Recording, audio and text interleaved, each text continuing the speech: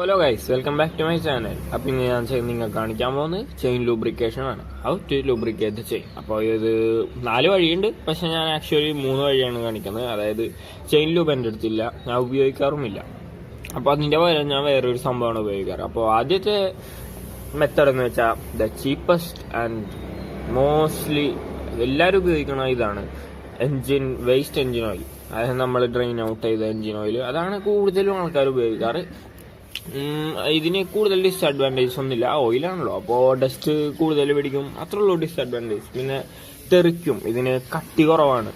അപ്പോൾ ഓടിക്കുമ്പോൾ കൂടുതലിട്ടാൽ തെറിക്കും. അപ്പോൾ കൂടുതലിടരുത്, അറിയാമല്ലോ, കൂടുതലിട്ടാൽ അമൃതവും വിഷമാകും.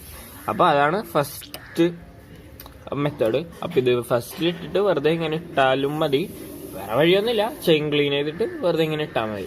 പിന്നെ സെക്കൻഡ് വേ ഞാൻ പിന്നെ കാണിച്ചു തരാം. ഓക്കെ, അപ്പോൾ ഇത് നമുക്ക് കാണാം. അപ്പോൾ ഞാനിത് ഫസ്റ്റിലിട്ട് കാണാമല്ലോ. അപ്പോൾ വന്നിട്ട് ഈ ഓയിൽ ഇടുക, വേസ്റ്റ് എൻജിൻ ഓയിൽ.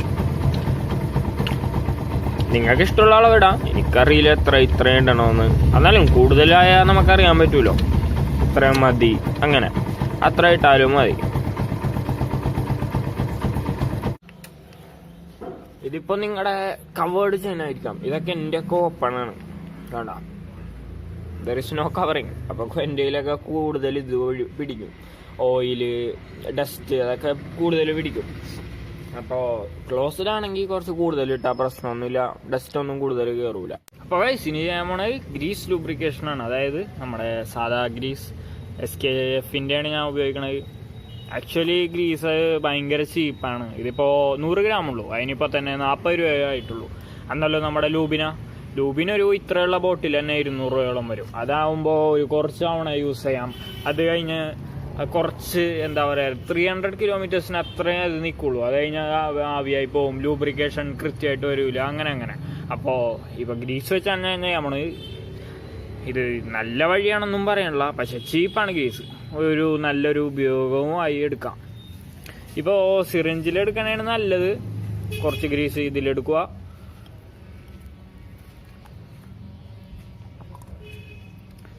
എന്നിട്ട് പൂട്ടി വെക്കുക. സിറിഞ്ചിലെടുത്താൽ നന്നായിട്ട് ലൂബ്രിക്കേറ്റ് ചെയ്യാം, അത് വേറെ കാര്യം.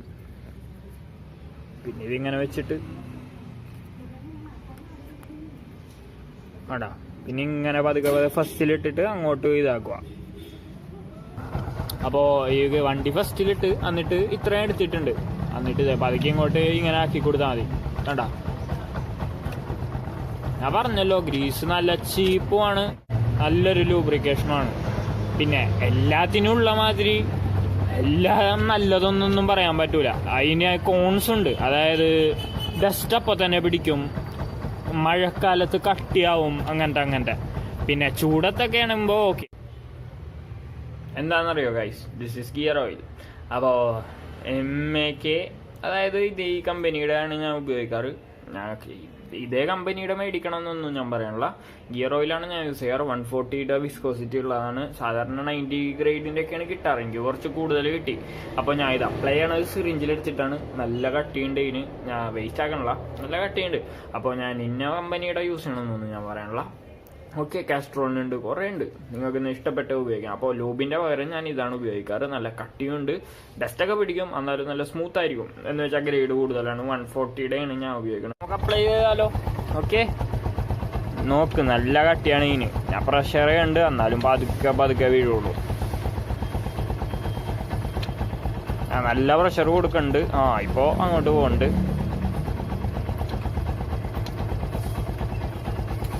കണ്ടാ, നല്ല തിക്കാണ് സംഭവം. ഇതിപ്പോൾ നമ്മുടെ ഓറിങ്സിലൊക്കെ കയറും അപ്പം തന്നെ. നല്ല കട്ടിയുമാണ്, നല്ല സ്മൂത്ത് ആയിട്ടുള്ള എണ്ണയും. കണ്ടാ സൗണ്ട്, കണ്ടാ, ക്ലിക്ക്.